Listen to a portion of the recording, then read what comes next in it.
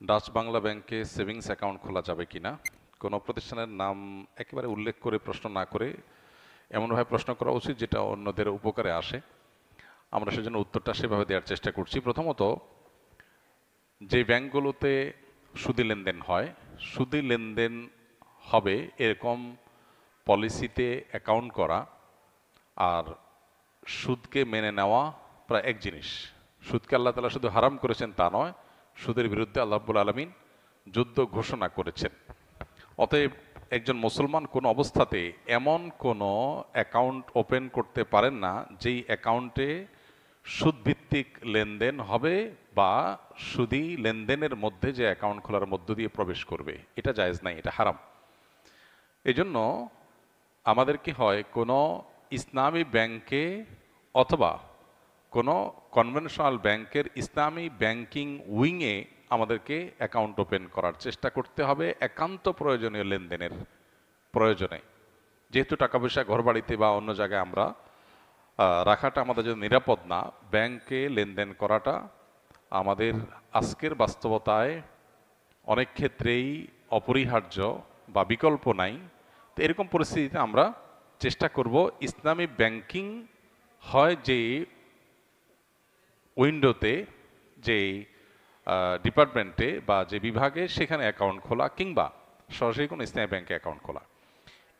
এখানে একটা কথা খুব জোরে সোরে আসে বা আসবে, সেটা হলো যে প্রচলিত ইসলামী ব্যাংক অথবা ইসলামী ব্যাংকিং হয় যে সমস্ত কনভেনশনাল ব্যাংকগুলোতে, সেগুলোতে আসলে কতটা ইসলামী ব্যাংকিং হয়। তো এটার উত্তর খুবই সহজ, যে পরিপূর্ণভাবে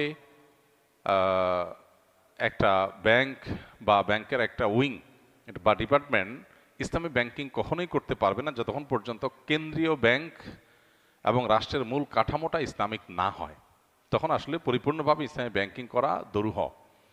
এরপর আবার যতটুকু করা যায় ততটুকু আবার বাস্তবায়নের জন্য কর্মীদের, অফিসারদের সদিচ্ছার উপর নির্ভর করে। কারণ একটা পলিসি একভাবে সরিয়ে অ্যালাউ করে, ওইটাকে একটু ঘুরাই দিলে দেখা যাচ্ছে সরিয়ে অ্যালাউ করে না।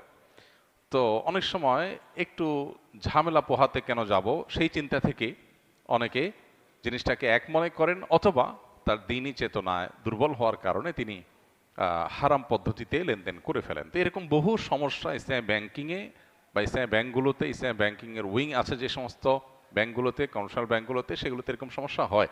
এরপরও কেন আমরা সেই সমস্ত জায়গায় অ্যাকাউন্ট খোলার কথা বলছি? কারণ একটা জায়গায় সরাসরি সুদি লেনদেন হয়, আমি সেখানে ইনভলভ হওয়া মানে হলো সুদকে স্বাভাবিক মনে করা বা সুদের মধ্যে আমি প্রবেশ করা। আরেক জায়গায় সুদকে হারাম মনে করা হয়, সুদ থেকে বাঁচার চেষ্টা করা হয়। অ্যাটলিস্ট সুদ বিরোধী ক্যাম্পেইন এবং হারামের বিরুদ্ধে অবস্থান আমি নিলাম। হ্যাঁ, পরিপূর্ণভাবে হারাম থেকে বাঁচতে পারছি কিনা, কতটা বাঁচতে পারছি, কতটা বাঁচতে পারছি না, সেটা তো পরের বিষয়। একজন একটা গুনাহকে গুনাহ মনে করে, আরেকজন গুনাহ মনেই করে না। দুইটা আসমান জমিন পার্থক্য।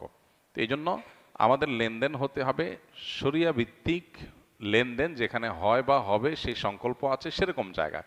তা না হলে আমরা সুদকে মেনে নেওয়া বা সুদের সাথে ইউজ টু হয়ে যাওয়া বা সুদকে স্বাভাবিক মনে করা বা সুদকে যারা প্রতিষ্ঠা প্রচার করতে চায় বা সুদের উপরে যে আজকের বিশ্ব অর্থনীতি দাঁড়িয়ে আছে এটার টুল হিসাবে যারা ব্যবহৃত হচ্ছে, আমি তাদের তাদের সহযোগী অথবা তাদের কাজটাকে সহজ করার জন্য আমি ব্যবহৃত হচ্ছি, ব্যাপারটা এরকম হয়ে যায়। এই জন্য একজন ইমানদার কোন অবস্থাতেই এমন কোনো ব্যাংকে লেনদেন করবেন না বা টাকা রাখবেন না যে ব্যাংক তার টাকা দিয়ে সুদী ব্যবস্থাকে আরো শক্তিশালী করবে, অর্থাৎ তারা ইসলামী ব্যাংকিং বা ইসলামী অর্থনীতিতে বিশ্বাস করে না। এরকম ব্যাংকে লেনদেন করা পারতপক্ষে উচিত না। কেউ যদি নিরুপায় হয়, কারোর কোনো বিকল্প না থাকে, তখন সে ওখানে টাকা রাখলেন শুধু সেভ করার জন্য, এবং সেখান থেকে লভ্যাংশ খাওয়া বা বিভিন্ন কিস্তিতে বা বিভিন্ন স্কিমের অধীনে সেখানে টাকা রাখার চেষ্টা তিনি করবেন না। যদি কেউ নিরুপায় হন, তিনি শুধু রাখতে পারেন তার নিজের সেফটি সিকিউরিটির জন্য। আর যেহেতু আমাদের দেশে উপায় আছে, বহুবিধ উপায় আছে, আমাদের জন্য কোন অবস্থাতেই জায়েজ হবে না ইসলামী ব্যাংকিংকে এক পাশে রেখে সম্পূর্ণ সুদী ব্যাংকিংয়ের মধ্যে প্রবেশ করা বা সুদী ব্যাংকিংয়ের সিস্টেমের মধ্যে থেকে নিজে লেনদেন করা, সেখানে টাকা রাখা বা সেই সিস্টেমটাকে স্ট্রং করা, এটা আমাদের জন্য জায়েজ হবে না। যদি স্বপ্নদোষ হয় আর ফরজ গোসল করার সময় ঝর্ণা দিয়ে গোসল করে, তাহলে কি ঠিক হবে? অর্থাৎ ফরজ গোসল ঝর্ণা দিয়ে করা যায় কিনা? যদি না যায়, আর এমন হলো যে ঝর্ণা ছাড়া গোসল করার কোনো ব্যবস্থা নাই, তখন করণীয় কি? ভাই, গোসল কি আপনি ঝর্ণা দিয়ে করবেন, নাকি মগ দিয়ে করবেন, নাকি পুকুরে নেমে করবেন, সেটা আপনার ব্যাপার। কি দিয়ে করবেন এটা নিয়ে শরিয়া আপনাকে বিশেষ কোনো গাইডলাইন দেয় না যে এটা দিয়ে করবেন, এটা দিয়ে করবেন না। প্রশ্ন সঠিকভাবে করতে পারাটাও একটা ব্যাপার। হাদিসে নবী সাল্লাল্লাহু আলাইহি ওয়াসাল্লামের জন্য বলেছেন আস-সুআলু নিসফুল ইলম। হ্যাঁ, আদর্শ প্রশ্ন, ভালো প্রশ্ন করতে পারা এটা জ্ঞানের অর্ধেক। সো আমরা কি দিয়ে গোসল করব এটা গুরুত্বপূর্ণ না, কি পদ্ধতিতে গোসল করব সেটা গুরুত্বপূর্ণ। ফরজ গোসলের নিয়ম কি নবী সাল্লাল্লাহু আলাইহি ওয়াসাল্লাম শিখিয়েছেন আমাদেরকে। সুন্নাহসম্মত নিয়ম হলো, কারো গোসল ফরজ হলে প্রথম কাজ, গোসল করতে গেলে প্রথম কাজ তার শরীরে কাপড়ে যেই যে জায়গায় নাপাক আছে সেই জায়গাগুলোকে ভালো করে ধুয়ে ফেলা। যে সমস্ত জায়গায় নাপাক থাকতে পারে আগে সেগুলোকে আপনি ধুয়ে ফেলান। এখন সেটা আপনি ঝর্ণার পানি দিয়ে ধোবেন, নাকি পাইপ দিয়ে ধোবেন, টেপের পানিতে ধোবেন, নাকি মগ দিয়ে ঢেলে ধোবেন, সেটা আপনার ব্যাপার, আপনি ধুবেন, এটা হলো বিষয়। নাম্বার 2, অজু করা একেবারে নিয়মতান্ত্রিক, যেভাবে অজু করি আমরা সেভাবে অজু করা, শুধু পাও ধোয়াটা বাকি রাখা। নাম্বার 3, এরপরে পুরো শরীরে আপনার শুরুতে কুলি করা 3 বার এবং নাকে পানি দেওয়া। কুলি করার সময় গড়গড়া করে কুলি করা, রোজাদার থাকলে গড়গড়া করা যাবে না, অন্য সময় গড়গড়া করে কুলি করা এবং নাকে ভালো করে পানি দেওয়া, এরপর অজু করা। তারপরের কাজ হলো পুরো শরীরের মধ্যে পানি ঢেলে ভালো করে ডলে ধোয়া এবং সর্বশেষ 2 পাও ধুয়ে ওয়াশরুম থেকে বের হয়ে চলে যাওয়া, বাস। এখন এই কাজটাকে আপনি ঝর্ণা ঢেলে করবেন, নাকি মগ কেটে করবেন, নাকি টেপের সামনে বসে করবেন, না পুকুরে করবেন, না নদীতে করবেন, না সমুদ্রে করবেন, এটা আপনার ব্যাপার। কিন্তু এইভাবে আপনি ধুইতে হবে, বাস। তাতে ইনশাআল্লাহ আপনার ফরজ গোসল আদায় হয়ে যাবে, সুন্নাতও আদায় হবে। মোহতারাম, আমি নাহওয়ে মির জামাতের একজন তালিবুল ইলম। আমার জানার বিষয় হলো, জনকল্যাণমূলক কাজের সদিচ্ছা থেকে অনেকেই চায় আসন্না ফাউন্ডেশনের মতো প্রতিষ্ঠান প্রতিষ্ঠা করতে। এরূপ চায়, সামগ্রিকভাবে তার মধ্যে কি কি যোগ্যতা থাকা প্রয়োজন, এখন থেকেই আমার কি কি ধরনের জীবন আদর্শ অনুসরণ করা উচিত? যেহেতু নাহওয়ে মির পড়েন আপনি, আপনার এখন কাজ হলো সারাদিন শুধুমাত্র নাহু সরফের গর্দান টানা এবং আপনার কাজ হলো শুধুমাত্র কিতাবপত্র পড়া। এই বয়সে আপনি সামাজিক কাজ করার জন্য কি কি পদক্ষেপ নিতে হবে এ বিষয়ে চিন্তা না করে আপনার এখন কাজ হলো পড়াশোনাকে ভালো একটা জায়গায় নিয়ে যাওয়া। মানুষ সময়ের কাজ সময় করতে না পারলে পরে আর সেটা করা যায় না। ভালো আলেম হওয়ার কাজটা করতে হয়। আমি আসন্না ফাউন্ডেশন করেছি, আলহামদুলিল্লাহ। আমি যখন নাহমির পড়েছি তখন শুধু পড়ালেখা করেছি, আর কিছু করি নাই। অতএব আপনি আমাকে যদি ফলো করেন তাহলে আপনাকে পড়ালেখা করতে হয় মনোযোগ দিয়ে, বাস।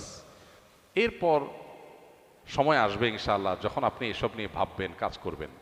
সময়ের আগে থেকে যদি মানুষ অনেক ভাবনার ভিতরে ডুবে যায়, তখন সেগুলো অনেক সময় শয়তান তাকে পথ থেকে সরানোর জন্য করে, নেক্সরতে ধোঁকা যেটাকে বলে।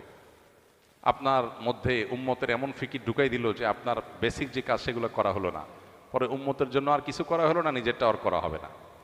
তো এই জন্য ছাত্র জীবনে বিশেষ করে এই পর্যায়ে যখন একবারে ফাউন্ডেশন তৈরি হবে, এই টাইমটাতে খুব ভালো করে মনোযোগ দিয়ে পড়ালেখা করতে হবে। এরপর ইনশাআল্লাহ একটা সময় যখন আল্লাহ তাআলা সুযোগ দিবেন এইসব নিয়ে কাজ করার, তখন যথেষ্ট শেখার সুযোগ আছে, ভাববার সুযোগ আছে, সেগুলো আমরা করব। আমরা সাধারণত সেবামূলক প্রতিষ্ঠান করার জন্য মনে করি টাকা পয়সা দরকার। সেবামূলক প্রতিষ্ঠান করার জন্য দরকার মানসিকতা, আন্তরিকতা, এখলাস এবং প্রচেষ্টা। এরপর টাকা পয়সা যখন যেটা দরকার হয় আল্লাহ তাআলা যতটুকু ব্যবস্থা করবে আমি ততটুকু করব, ব্যবস্থা না করলে আল্লাহ তাআলা করব না। টাকা পয়সার উপরে নির্ভর করে একজন মুসলমানের কোনো চ্যারিটি হতে পারে না। অনেক কাজ আছে যে কাজের জন্য টাকার দরকার নাই। আপনার এলাকাতে রাস্তাঘাটগুলো পরিষ্কার করা, এটার জন্য টাকার দরকার নেই বা খুব বেশি টাকার দরকার নেই। এটা চাইলে আমরা উদ্যোগ নিলে করতে পারি। তো এই কাজগুলো যখন মানুষ করা শুরু করে দেয়, আল্লাহ তাআলা তাকে বাকি কাজের ব্যবস্থা এমনিই করে দেয়। আসন্না ফাউন্ডেশন থেকে আমরা এইভাবেই ধীরে ধীরে ধীরে ধীরে কাজ করে তারপর সামনে অগ্রসর হয়েছে। অতএব যারা কাজ করতে চান তারা এই প্রক্রিয়ার মধ্য দিয়ে আগানোর চেষ্টা করবেন। জাযাকুমুল্লাহ খাইর। সুবহানাল্লাহি ওয়া বিহামদিহি, সুবহানাকাল্লাহুম্মা ওয়া বিহামদিকা, আশহাদু আল্লা ইলাহা ইল্লা আনতা, আস্তাগফিরুকা ওয়া আতুবু ইলাইক।